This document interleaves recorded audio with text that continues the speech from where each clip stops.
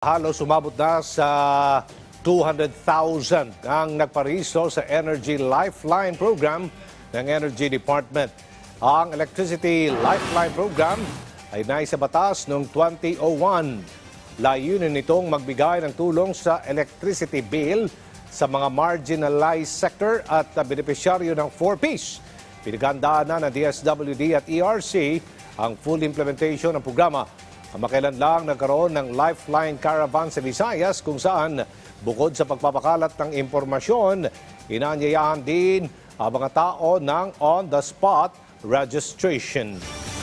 Kung siya ay nakarehistro na sa Lifeline program, maaari siyang maka-avail ng discount kung ang kanyang konsumo sa isang buwan ay hindi lalagpas sa 100 kilowatt-hour.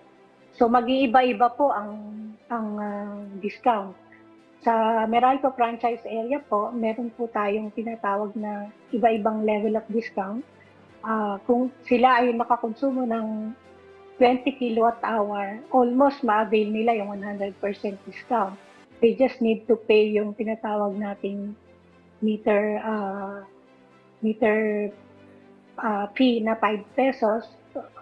So less than around 10 pesos lang halos yung babayaran kasama yung ibang part ng bill, like yung taxes or subsidies.